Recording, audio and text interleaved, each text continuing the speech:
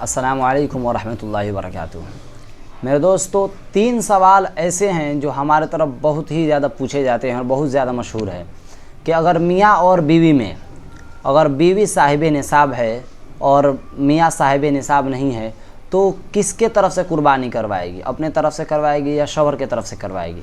और इसी तरह वालिदैन और औलाद में से अगर औलाद साहिब निसाब है, वालिदैन साहिब निसाब नहीं है तो कुर्बानी क्या अपने वालिदैन की तरफ से करवा सकेंगे या सिर्फ़ अपनी तरफ से करवाएंगे। और तीसरा सवाल ये पूछा जाता है कि हम कुर्बानी अपने तरफ से ना करवा कर हुज़ूर सल्लल्लाहु अलैहि वसल्लम की तरफ से कुर्बानी करवा सकते हैं। अगर ऐसा हम कर दें तो क्या कुर्बानी हमारी सही हो जाएगी। ये 3 बड़े अहम और ज़रूरी सवाल हैं। सबसे पहले आप ये बात समझने की कोशिश कीजिए कि कुर्बानी एक इबादत है और ये इबादत जिसके ऊपर वाजिब होती है उसी को करना ज़रूरी होता है, और अगर वो अपनी इबादत अदा न करे जिसके ऊपर वाजिब है तो वो गुनहगार होगा। तो कुर्बानी जिसके ऊपर वाजिब होती है, जिसके ऊपर वाजिब होती है उसको करना ज़रूरी है। और कुर्बानी किसके ऊपर वाजिब है? साहिब निसाब पर।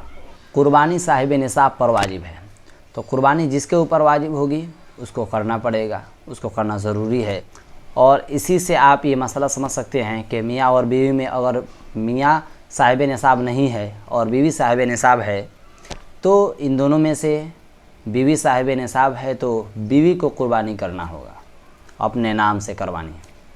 तो जिसके ऊपर ये कुर्बानी ये इबादत वाजिब होगी उसको करवाना ज़रूरी है। और दूसरा मसला है कि वालिदैन और औलाद में से अगर वालिदैन साहिब निसाब नहीं है और औलाद साहिब निसाब है तो कुर्बानी किसके ऊपर वाजिब है।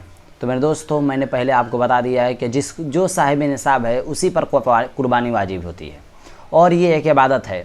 तो कितने बच्चे ये समझते हैं, कितने लोग ये समझते हैं कि हम कुर्बानी अपने नाम से करवाएंगे और वालिदैन के पास तो उतना है नहीं कि वालिदैन अपने नाम से करवाएं, तो हम अपने नाम से अगर करवा लेते हैं तो लोग क्या समझेंगे, लोग क्या कहेंगे और अब्बू अम्मी क्या समझेंगे।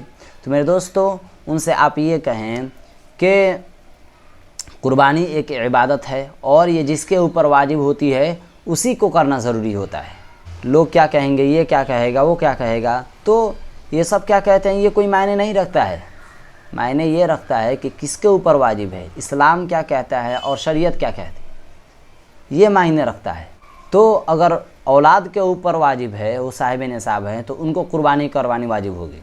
और वालिदैन पर वाजिब ही नहीं हो, साहिब निसाब ही नहीं, तो कोई टेंशन की बात ही नहीं है। और अगर आपके पास उतना माल है, ज़्यादा माल अल्लाह तबारक व तआला ने दिया है, तो आप दो क्या 3 4 4 5 5 10 10 आप कुर्बानी करवाइए अपने अब्बू की तरफ से, अम्मी की तरफ से, चाचा की तरफ से, चाची की तरफ से, बड़े भाई की तरफ से। आपके पास अल्लाह तबारक व तआला ने वो दिया है, उतना माल दिया है, तो आप करवाइए। लेकिन एक कुर्बानी जो है आपके ऊपर वाजिब है और आपको करवाना ज़रूरी है। जब आप अपने नाम से करवा लें उसके बाद दूसरी, तीसरी, चौथी, 5वीं, 6ठी जितने आप चाहें, जिसके नाम से चाहें आप करवा सकते हैं। तो आप साहिब निसाब हैं तो पहली कुर्बानी आप अपने नाम से आपके ऊपर करवानी वाजिब है। पहली कुर्बानी का मतलब ये नहीं कि पूरी ज़िंदगी में एक बार, हर साल, ठीक है।